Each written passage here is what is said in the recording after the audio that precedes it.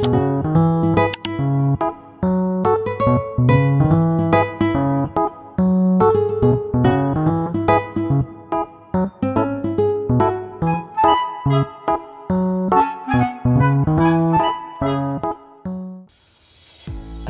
warahmatullahi wabarakatuh. Pada kesempatan kali ini, kami akan mendemonstrasikan dan mengimplementasikan klasterisasi data dengan metode Kemis terhadap data penjualan toko bangunan Rahayu untuk memenuhi tugas besar mata kuliah data mining. Tujuannya adalah untuk mengetahui pola pembelian konsumen menggunakan metode K-means clustering. Dengan pendekatan ini, kami berharap bisa menemukan kelompok pelanggan berdasarkan kemiripan pola selanjutnya. Kenapa perlu analisis data? Setiap transaksi yang terjadi sebenarnya menyimpan informasi penting. Jika dianalisis dengan baik, kita bisa mengetahui barang apa saja yang paling sering dibeli, siapa yang membeli apa, dan kapan waktu pembelian terbanyak. Informasi ini bisa membantu toko dalam pengelolaan stok dan strategi pemasaran. Untuk poin pertama, yaitu data yang digunakan berasal dari transaksi di toko Rahayu antara bulan Mei hingga September 2024. Untuk kedua, yaitu jumlah total transaksi yang dianalisis sebanyak 150, seperti yang ada di gambar. Dan ketiga, yaitu jenis barangnya dibatasi pada kategori utama seperti listrik, perkakas, material, dan plumbing. Data ini juga kami olah dalam format CSV. Proses analisis. Dalam proses analisis, kami memulai dengan mengimport beberapa library Python yang mendukung, seperti Pandas, Matplotlib, Seaborn, Scikit-learn, dan lain-lain. Kemudian, setelah itu, data disiapkan dalam bentuk pivot agar lebih mudah dianalisis.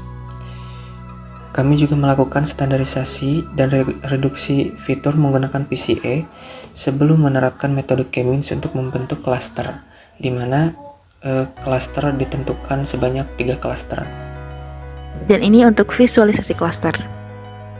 Hasil dari proses klasterisasi divisualisasikan dalam bentuk scatter plot. Di sini terlihat bahwa data terbagi dalam 3 klaster utama. Namun, masih ada sebagian titik data yang tumpang tindih antara satu klaster dengan klaster lainnya, sehingga model belum bisa dikatakan sempurna. Setelah klaster terbentuk, kami melakukan analisis lanjutan untuk melihat kategori barang dominan di masing-masing klaster. Hasilnya, klaster pertama didominasi oleh barang perkakas, dan untuk klaster kedua oleh barang plumbing, dan untuk klaster ketiga oleh barang listrik. Hal ini menunjukkan adanya kecenderungan pembelian yang berbeda di tiap kelompok pelanggan. Kesimpulannya, metode K-means dapat digunakan untuk mengelompokkan pola pembelian meskipun hasilnya masih belum maksimal karena keterbatasan jumlah data. Kedepannya, kami menyarankan agar data yang dikumpulkan lebih banyak dan metode lain seperti DB-scan bisa dicoba untuk mendapatkan hasil yang lebih akurat. Berikut adalah video simulasi untuk algoritma clustering K-means. Seperti yang sudah dijelaskan tadi, untuk melakukan implementasi algoritma K-means dalam clusterisasi pada data mining, langkah pertama adalah melakukan import library, kemudian melakukan instalisasi dan import data, di mana data mentah yang sudah didapatkan akan diubah bentuknya menjadi pandas data frame,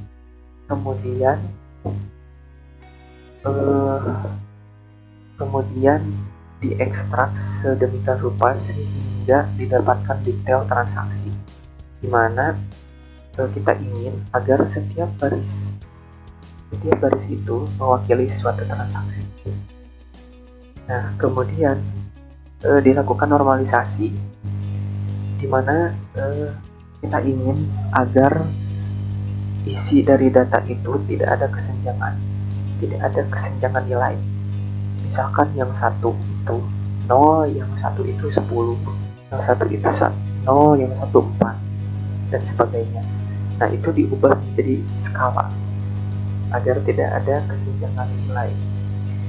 Kemudian setelah itu akan dilakukan clustering menggunakan algoritma K-means dari scikit-learn, di mana kita menentukan klasternya itu sama dengan 3, agar nantinya output yang diterima adalah 3 klaster atau 3 kategori. Nah, kemudian dilakukan visualisasi menggunakan PCA. Nah, di mana dengan algoritma PCA ini, dari banyaknya fitur yang telah diproses tadi, akan disusunkan menjadi 2 fitur saja, yaitu PCA 1 dan PCA 2. Nah, dari visualisasi ini kita dapat melihat model dari K-means yang sudah kita buat. Nah, selanjutnya adalah menggabungkan data antara data yang sudah diklasterisasi yang bentuknya pivot dengan data mentah, di mana data yang berbentuk pivot tadi akan diubah lagi bentuknya menjadi bentuk tabel biasa. Kemudian dilakukan penyortiran untuk memisahkan setiap data menjadi grup-grup, di mana nantinya grup-grup itu akan dilihat barang jenis apa saja yang paling dominan di setiap klaster. Kemudian setelah didapatkan barang yang paling jenis barang yang paling dominan, akan dilakukan visualisasi kembali dengan berupa bar plot ataupun diagram batang. Nah, untuk hasilnya sendiri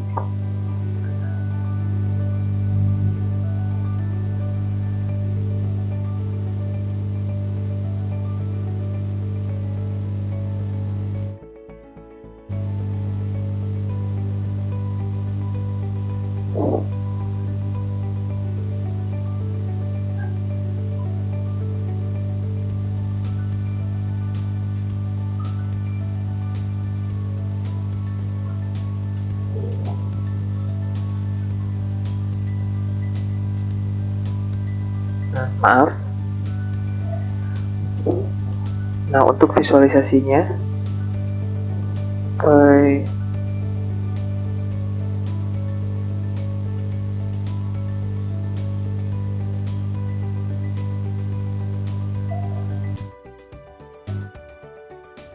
untuk hasilnya, ini adalah visualisasi dari model K-means yang telah dibuat tadi. Dapat dilihat bahwa klaster satu dengan klaster yang lain itu saling tumpang tindih.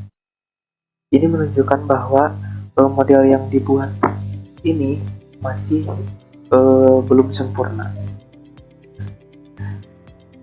Nah, dan ini adalah untuk